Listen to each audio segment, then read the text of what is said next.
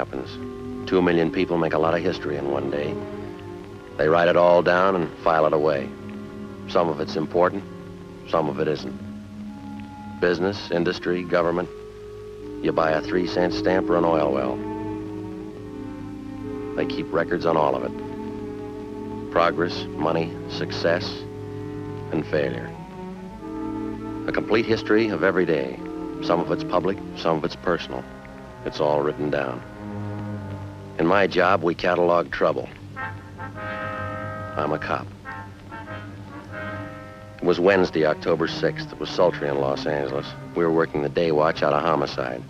My partner's Ed Jacobs. The boss is Thad Brown, chief of detectives. My name's Friday. It was 10:45 a.m. when we got to the Ortega Hotel. A 30-year-old man had disappeared suddenly. We'd uncovered evidence of foul play. The list of suspects was narrowed down to one man, the last person to see the victim alive. We traced the suspect for months. The break finally came. We found him.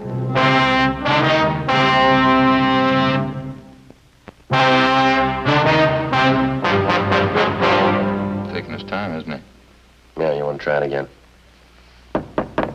Yeah, all right. Yeah? Police officers. Your name Henry Ross? Computer. Get it, Ed. Watch it, Ed.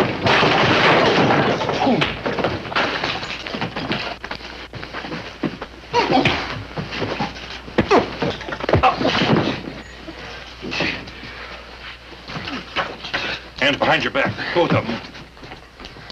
Sit on that chair. What is this? You guys really cops? No fooling, are you cops? I thought you were faking. I showed you my card at the door. Yeah, I thought you were faking, that's the truth. There's a couple of guys out to muss me up, and I thought you were them. Your name Henry Ross? Sure, that's right. No, I thought you were one of those mooches I had a fight with in the bar the other night. He said he was going to get a pal and come back and take care of me. Yeah? Well, sure, I got no reason to fight cops. Didn't do my room any good. The landlady's going to scream. All right, you want to finish up dressing? I want to talk to you downtown. What's it about, officer? Missing person. We'll brief you when we get downtown. All right with me. Would you take these cuffs off, please? Kind of hard to dress with them. All right, bend over.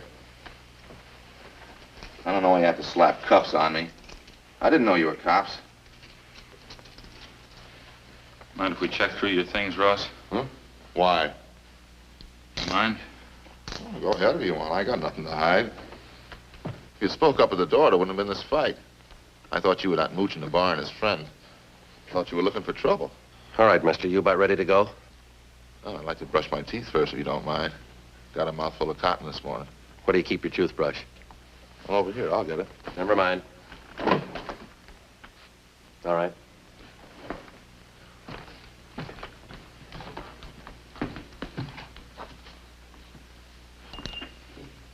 Did you turn on the water tap? You can make out. Nothing, Joe. Pretty clean. Of course I'm clean. I'm on some toothpaste. What'd you expect? Anybody can make a mistake. I didn't know you were cops.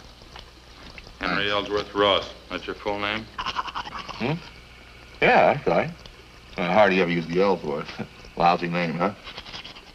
Well, what's the picture of all this, officer? We told you. Missing person. We'd like to talk to you about it. Don't think I can help you. Nobody I know's missing. How about Paul Davis? Davis? Yeah, I knew it, Davis. Don't know if his name was Paul, though. They've been gone a long time, this guy, Davis? Yeah, that's right.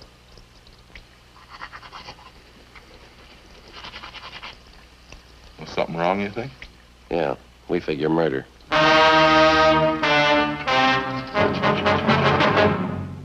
After going over his room thoroughly, we took Henry Ellsworth Ross back to the city hall to the interrogation room. He was a longshoreman by trade. Among his friends and acquaintances, he was known as a heavy drinker and a man with a violent temper.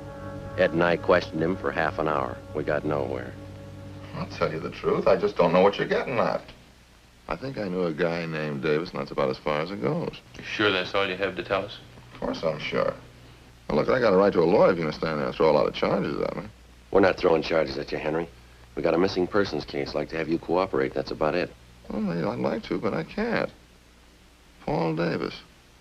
Just a name to me. Maybe I know him. I don't know. You got that report there, Ed? Yeah. That's it. Thank you.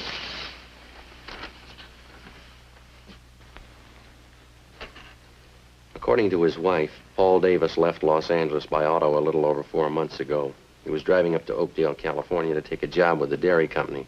He never got there. He's been missing ever since. And what's the pitch? Well, all we've been able to find is Davis's car. 36 Ford Coupe, 7 Tom 7972. Was sold a month ago up in Lodi, California, but Davis didn't sell it. A man by the name of Carter signed the pink slip at the time of sale.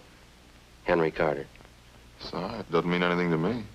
Well, this Carter made it look like Paul Davis had signed the Ford over to him. We checked it out. Davis's signature was forged.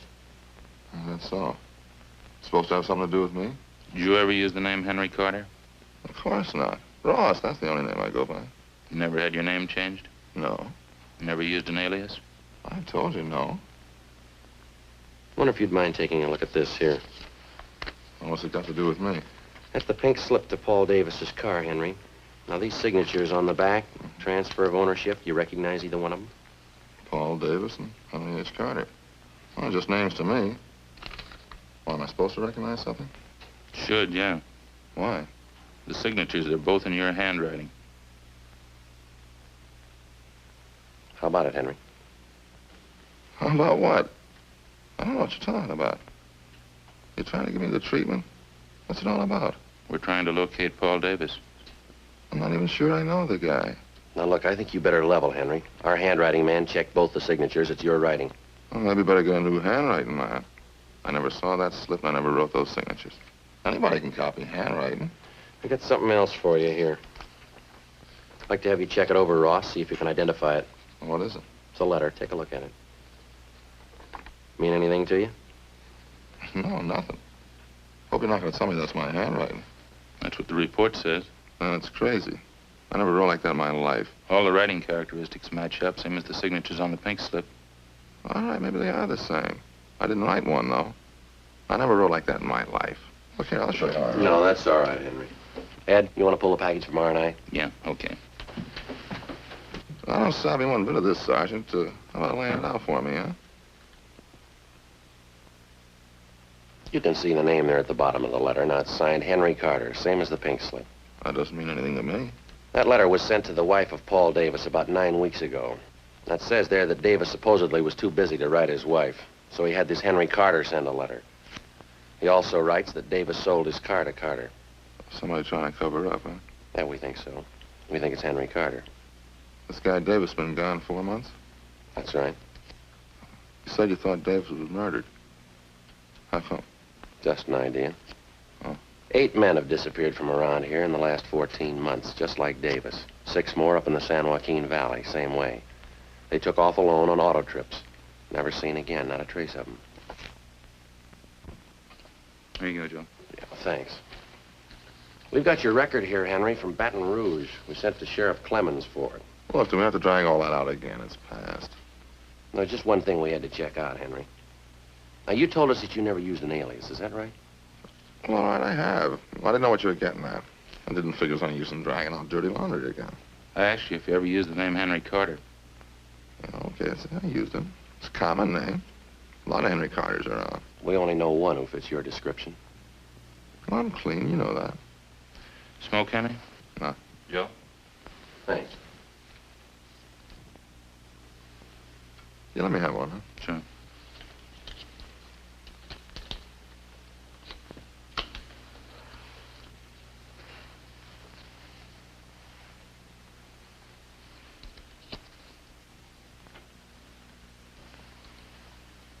Henry, we rode this thing for 4 months all over the state, and I'll tell you what we got. We'll let you make up your own mind.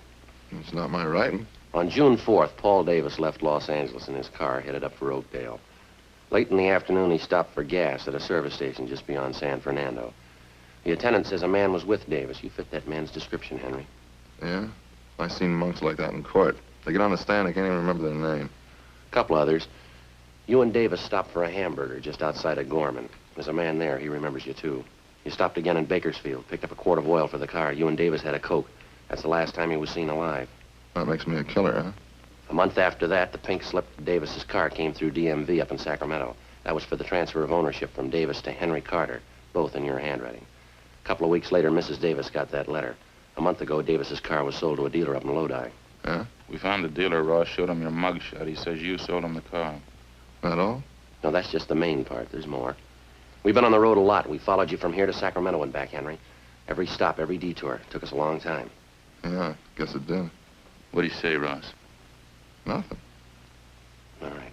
Any way you want it, Henry. Yeah, I guess you worked hard on it, huh? All over the state. That's right. Must be pretty hot up in the valley. Summertime. Dusty, huh? We made out. And I never been up in the valley in summer. Too hot for me. We got people who saw you up there. You know, what's it prove? 10 people and some handwriting samples. You can't build a case on that. You know that, don't you? We're gonna try. You think I murdered Davis? You, Sergeant? Yeah? You think I murdered those other guys, too, huh? Oh, what was it, 10 or 12 of them? We're asking about Davis. You think I killed him? Well, tell me the truth, do you? You think I murdered Davis? Yeah, I think you did, Henry. Uh-huh. And you know as well as I do, there's only one way to prove it. Yeah? Find his body. 1:15 p.m. Ed and I took Henry Ross out and fed him some lunch. Then we took him back to the city hall to the interrogation room where we continued to question him. He was relaxed and he talked a great deal about everything but the disappearance of Paul Davis. He didn't seem anxious to get away. He made no demands for an attorney to represent him. He told us about different homicide cases that he'd read up on. He asked us about the 12 men who disappeared in the past months in the same manner Paul Davis had. Was there any trace of them at all? Did we have any leads? We finally got around to asking him if he'd submit to a lie detector test. He seemed taken by the idea and agreed to it almost immediately. We made up a list of key questions. Ed called Sergeant Berger and made arrangements for the test. At 5 p.m., we took the suspect to the 3rd floor of the old city jail where Sergeant Berger gave him the polygraph test. When it was over, we brought him back to the interrogation room. The questioning continued. Ross kept talking. We let him talk. 8 p.m. He was still going strong. You remember the Wilson case back in '34, don't you, Sergeant? Woman killed her whole family. Big case. You remember it? Yeah. Pretty tragic. Not a hobby of yours, Henry? Collecting murder stories? No, I just read them. I remember them. Guess I can remember every murder case in the past 15 years. That's so. Well, sure, just about all of them. I guess it's kind of a hobby. I get a big kick out of it. Joe, see you, man? Yeah.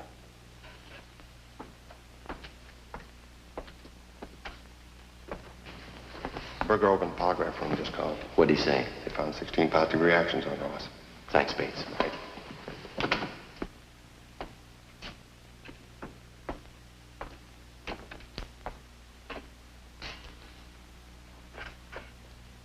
You know, there's one thing I get a real kick out of. These detective magazines, mystery stories, you know, the way they make out the murderer. How do you mean? Well, you know, they always build it into something big. Somebody's always killing somebody else for $1 million or maybe over some woman, some beautiful woman. Same with the movies. That's where they get it all mixed up.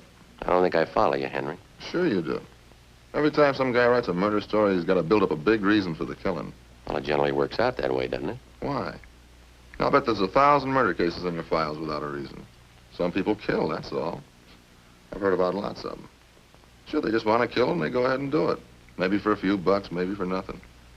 They just do it, that's all. That's so. Well, sure. You know that. Like this thing you've been talking about.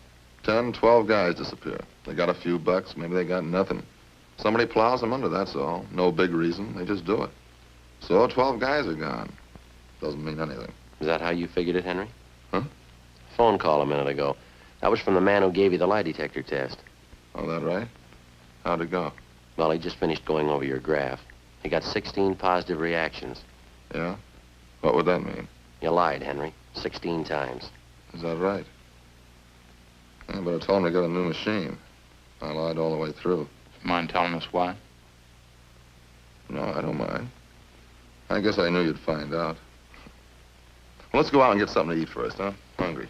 We better talk a little more, Henry. Now, let's go. I'll tell you while we're eating. Bring a pencil and I'll draw you a map. A map of what? The canyon, where I buried him.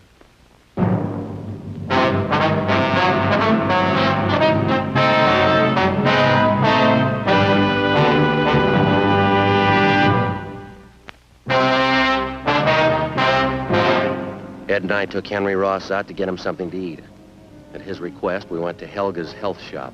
It was almost closing time.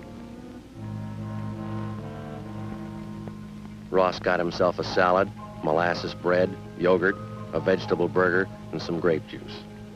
Ed and I settled for a Swiss cheese sandwich and some grape juice. Vegetable burger and beets, huh? Sure smells great. Yeah, I can't take those beets too well. They repeat on me. Not me. I can eat anything.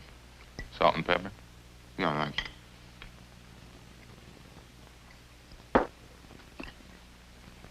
You know, I haven't eaten much today. Hey, did you get your sandwich made with molasses bread? No, wheat germ bread. Oh, you should have got molasses bread. Real blackstrap molasses. Smell it. Nice and fresh, huh? Oh, you know, this yogurt really sharpens up my appetite. Food tastes great, huh? Want some saccharin, Joe? Yeah, thanks. We brought a pencil along, Ross. Want us to start making notes? Good time as any, I guess. You know, the whole thing comes right back to what I was trying to tell you there in the office. Yeah, what's that? Well, you know about the phony mystery stories. And every time there's trouble, there's a big reason behind it. Phony, that's all. Yeah? Sure. This Paul Davis, for instance. Now, I guess I knew you'd find out. I knew this morning when you picked me up. I knew you had it figured. Must have been a big job, huh? Finding me? Pretty big, Henry, yeah. A lot of mileage. How'd it happen? Well, there again, it's just what I was saying. There's no reason behind it. I needed a few bucks, and this Davis came along. I guess he was it. So you want to pass me the salt? There you are. Where'd you meet Davis, Henry? Well, I was hitchhiking out in Ventura. Not a dime in my jeans. I was going up to Maricopa. Thought I had a job up there. Well, this Davis came along and picked me up. You ever know him before that? No, a stranger. Said he was going to Oakdale and be glad to give me a ride. Go ahead. Well, I think we stopped for gas up around San Fernando, and I saw that he had a few bucks in his wallet. I guess that's when I got the idea. About what? I'm killing him. Maybe that gives you an idea what I was talking about. You don't need any big reason to kill somebody. Davis had 18 bucks. Suppose I told that to a writer. Somebody killing a guy for 18 bucks. Wouldn't make much sense, huh? You tell you to never sell. You need $1 million. Beautiful woman. Good motive. Where'd you kill him, Henry? Outside of Bakersfield. Little canyon there.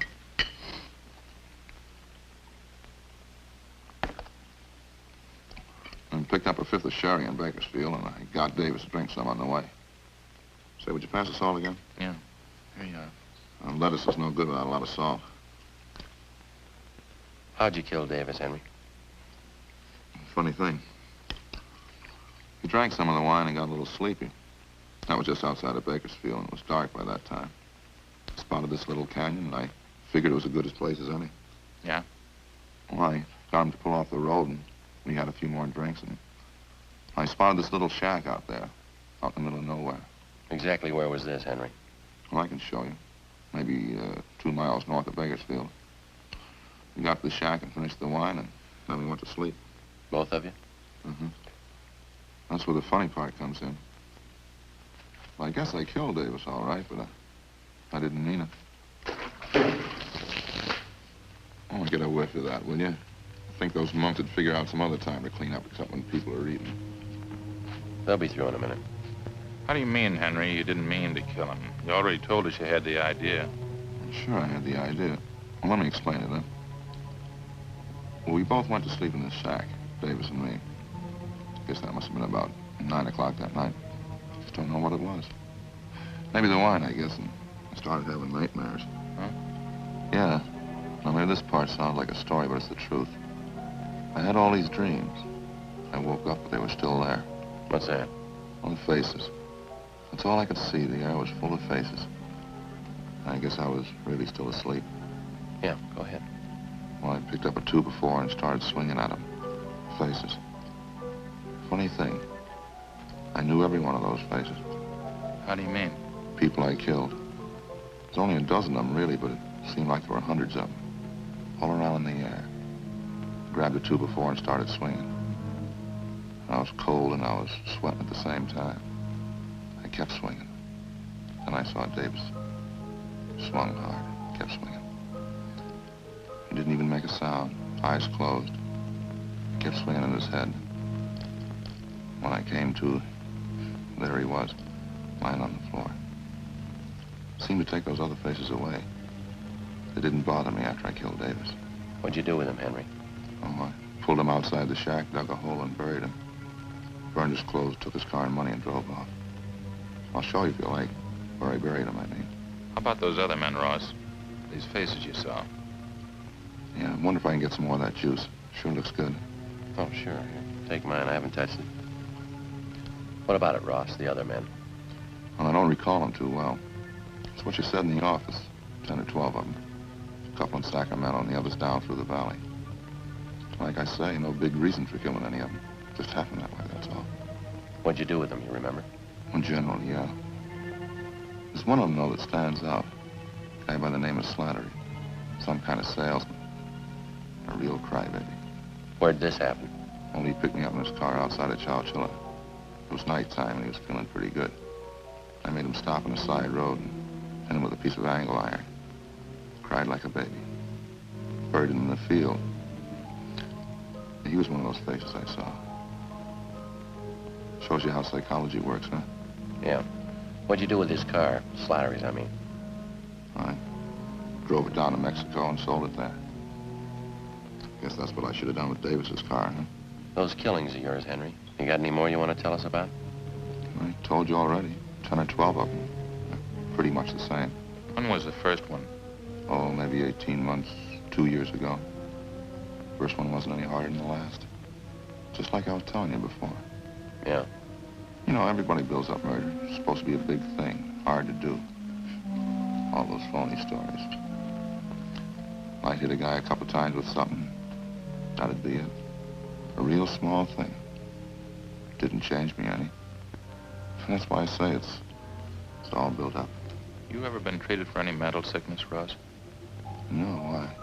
You ever been examined by a psychiatrist? No. After you killed these men, did it bother you at all? Oh, just that one dream.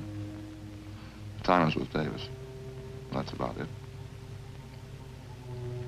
Sure a good meal, Sergeant. Thanks a lot. Yeah, okay. Ready?